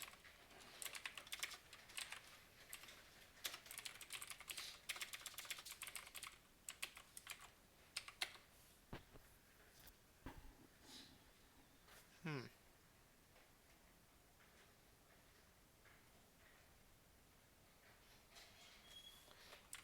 Right. Let's read this again and try to understand it.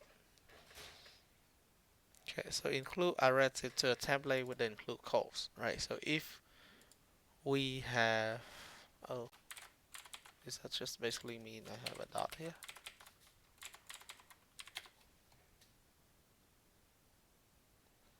Nope, it doesn't go just that way. Right, so include are relative to a template with the include calls, the file name option. What's file name option? Oh.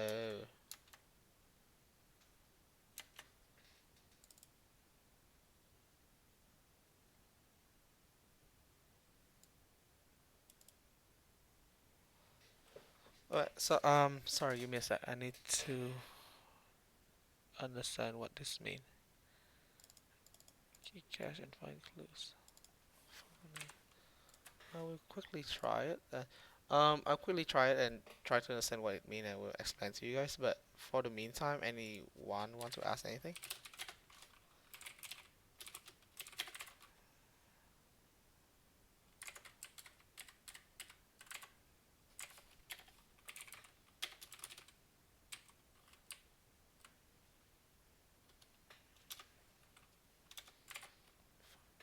What is file name? So nope. Alright, so what you will see now is just me trying to figure out what the hell is happening. Alright, use by file name and find clue. Use by file name and find clue. Alright.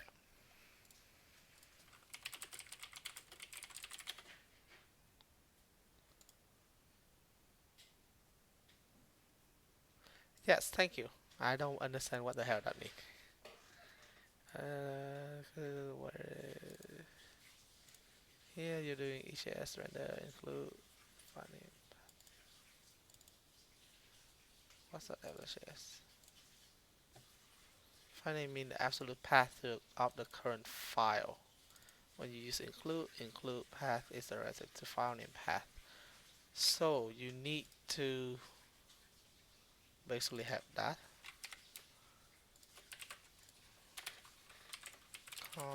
template path equal to that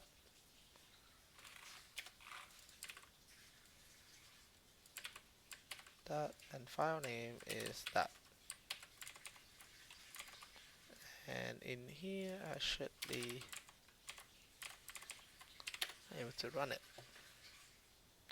There you go. Thank you.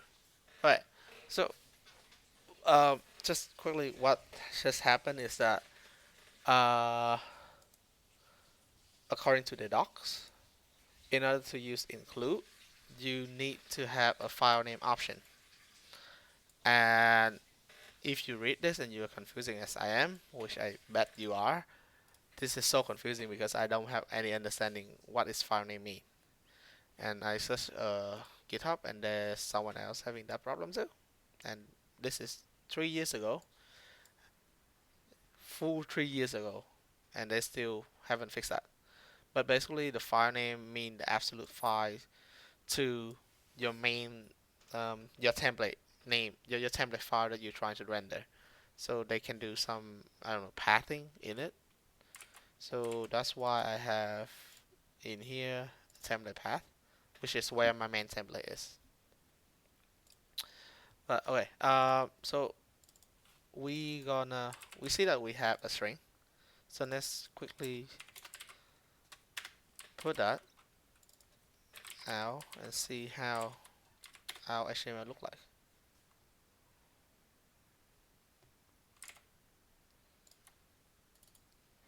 There you go.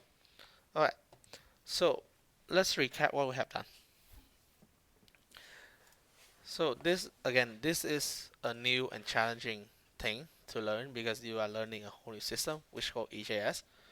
Um, I think this is one of the simple template engine already, but feel free to try out anything you like and learn new thing if you want. This is hard because you are learning a new system, right? And what do I mean when I say template engine? Template engine is when you write normal HTML, similar normal HTML, but you use some special code and you ask this application, which is HAS or any other thing, to render it, to read it and understand it in their way because they have a similar tag and everything, to read it, to understand it, and give you the HTML, the final HTML, right? So the EJS, alongside with a bunch of different things, is a template engine, which does what exactly what I just said to you. So what did we do in the code? So let's look at the JS first, right? So the JS, we get the file path, we get the template path, the main JS. We read the path, sorry, we will read the file. We render, we use EJS, remember we use EJS, render. We put the template, which is this file, the whole, this whole file, as a string. Where was that? Into here. And then we set, I'm gonna give you extra data, which is a team members. And we pass in the team array, which contains the whole team's like array of information. And this is the additional bit where we tell it where exactly is the path to the template, to the main template, which is the main.hs, right? And that's everything that it does. Like the rest of them is simple. We read, we write the file using the result, which is coming through hs.render, right? So that's how you did it. You read the template. You read the template. You give it some additional data, and then it will return you an HTML, and then you write that HTML out. So that's the whole point, the whole flows of how to use the template engine. And believe me, when you guys start to do with server, you're gonna have to use this a lot, like a lot. Alright, so now let's dive a bit into the main.hs. This is the bit where we learn about how to use it and how to use a special tag. So you guys have seen what I'm doing, right? I don't know how to use it. I I have to be honest, I have never used this before, like specifically this. I have used other template engine, but not this totally. So what I did is I know that as a template engine, there need to be a loop somehow. So I go on here, I search for the word for, and I look around and I see that there's a for each. That's how I know how to use the for loop, just as that, right? And then I do also know that as a template engine, there needs to be a conditional rendering somehow, as an if somehow. So I look for the word if, and I look around, and then I saw that. I think that they have a better doc. I just don't have enough time to actually look around and find it. But feel free to actually do that. I think by at the core of this, they are running JavaScript. So maybe the tag will allow you to do something with it. So have a look and play around with it. But for now, I'm just gonna look around, similar to how you guys were using Bootstrap, right? You go into Bootstrap, you go to component, you say, oh, this is a component I like. How do you write that code? You copy the code, you put it in. I did exactly the same way. I put everything that I found on there, and then I change it into the way that I want. So this block basically get the team members uh, variable, loop through it. For each of the team member as a member, I'm gonna ask, hey, are you an engineer? If you are an engineer, then I'm gonna include the engineer template, which is this, and I pass in additional data of a member, right? And I ask the same thing with intern, I add the same thing with manager, and each of them I include a different template. And in this template, I have this weird tag, right? And I got that weird tag basically from here. We can have a look at what that weird tag means. So that weird tag basically mean I'll put the value into the template and it's escape HTML. So basically whatever the value that you have, whatever the value that you put in here, it's gonna render this directly on to the page, which we already see right here. Right? It rendered that onto the page. And I think the other one's just closing it. Yeah, blend ending tag. Right? So that's how you would do using the EJS. So if you look at my last tutorial, remember that I showed you a medium way, which is you building something similar to this on your own. When you're doing a string, then you do a replacement and all stuff like that. So you are basically building a template engine on your own, in opposed to someone else already built that and then you use it. And I would not show you that right now, and I'm also not gonna recommend you to do that in this kind of complexity, because whatever you are building and how good it is, it will not be as perfect as someone else uh, application that has been used for a very long time and a lot of people actually contributing to it. So you can do it, you can try it. I would not recommend it, but if you go that way, I would be happy to read your code and I would be happy to grade it.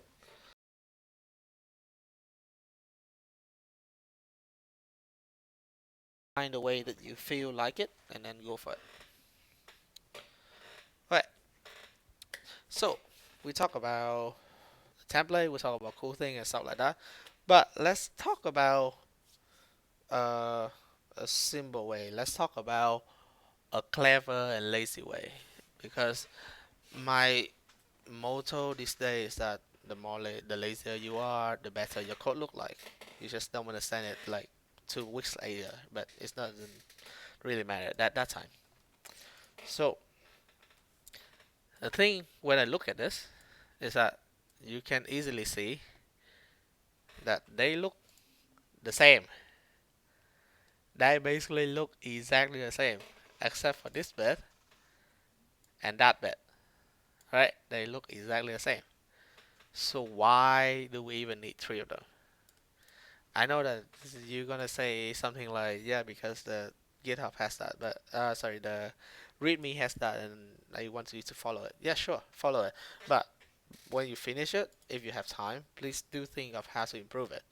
I want to show you a way to improve it by pointing out what is the bad thing in this and like how you can just combine them together, right? And so the our problem is that this is repetitive, and I don't like that. So what we're gonna do is we're gonna put them together. And because there's only one template, I'm gonna put them directly in here. So for each team member, member get name. Remember this word engineer, we have it somewhere. Remember? An employee, we have something called get role, which return us what your role is. If you're an engineer, you're gonna return the word engineer, intern, reward the word intern. So we do have that. So what we can do is in here we can I still don't understand how you write this syntax. Get role.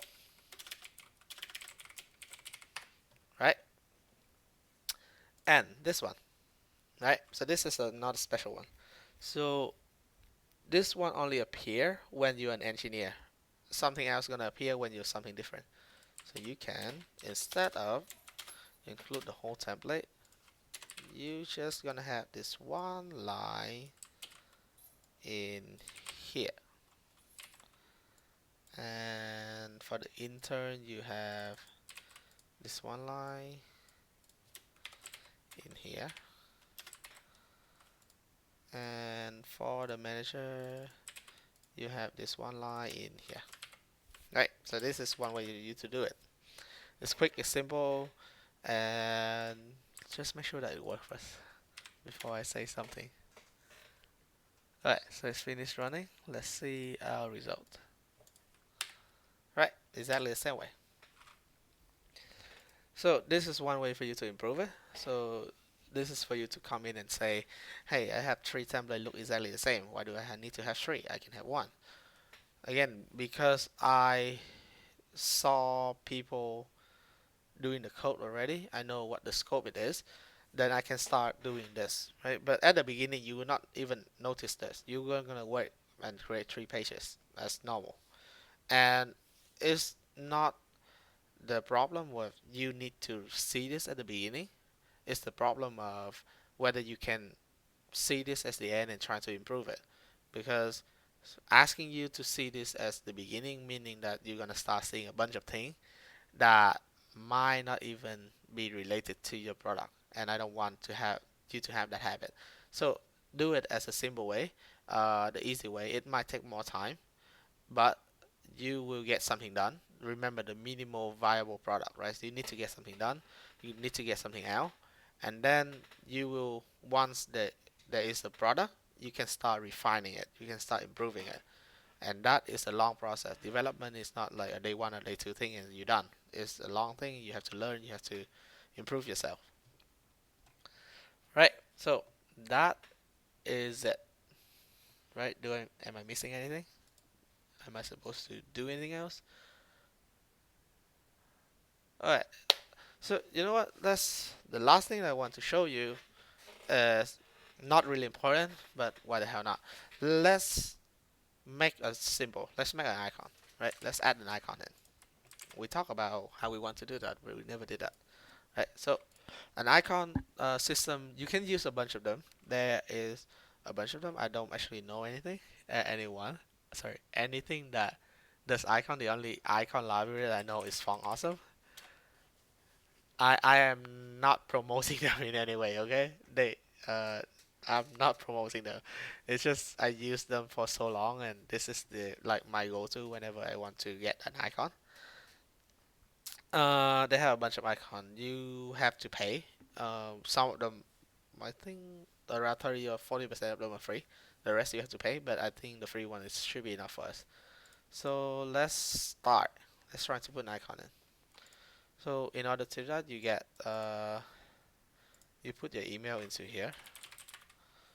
Oops, I'm not gonna put my email so that you guys can spam me.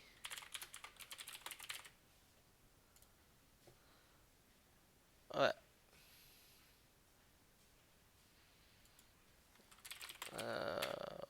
I will quickly check and see where the email to got that.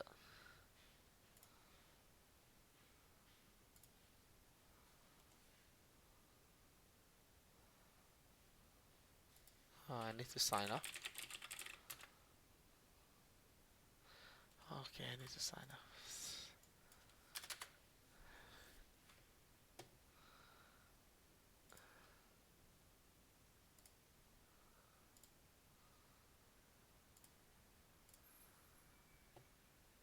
Alright, so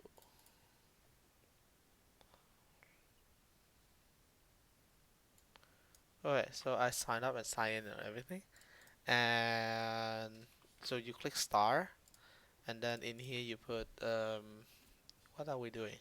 Oh, team profile. Create and use it, and it's gonna give you a script, right? It's give you a script and not a URL. So you copy that, You put that into your code, and that's it. And now the way for you to use it is that you look into icon, you look at the symbol that you like, and let's see by what symbol. So this is a coffee one. You can search for the word coffee, not coffin, coffee. Just you're gonna use this one. So you click on it. This is a solid one. That's what they call it. You can see that this is free because there's nothing in here.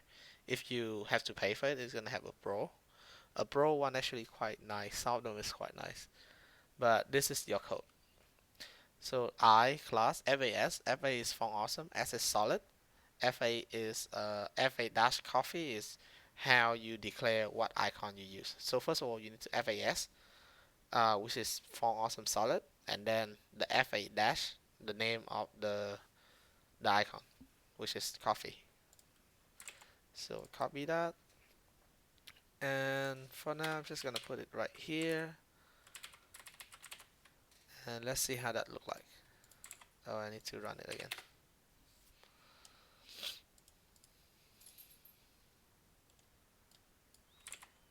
Done.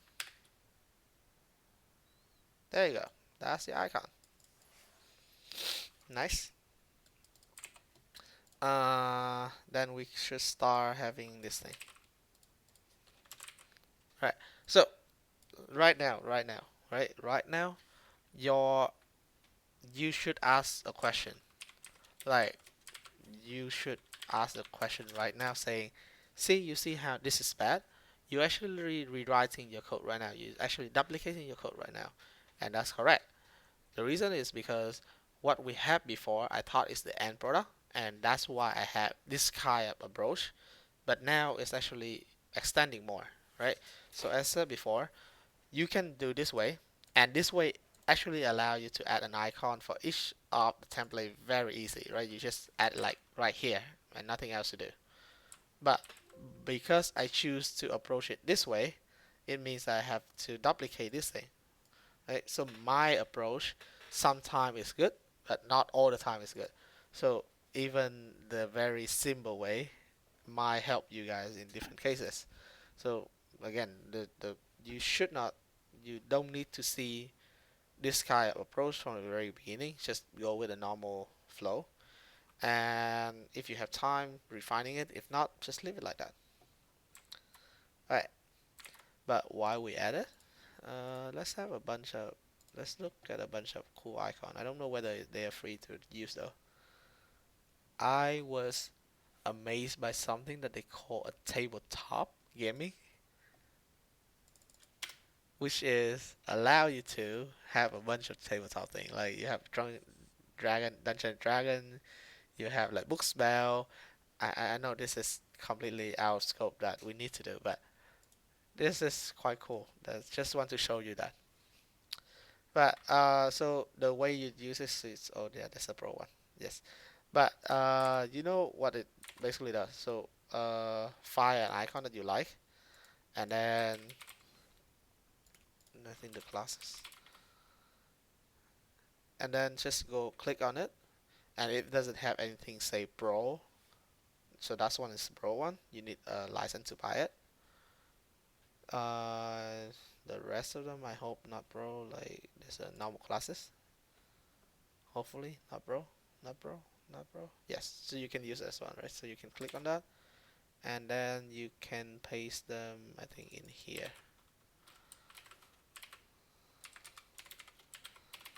Right. And the last one is what? That's an engineer. Oh, intern. Okay. Student. So the good thing about the font awesome is the search quite good. They search for related. The related. The like you put in the student and it's go out with like user right away. So this is a good thing. The bad thing about it is like you see how long it takes to go back and forth, back and forth. Man, that is too long.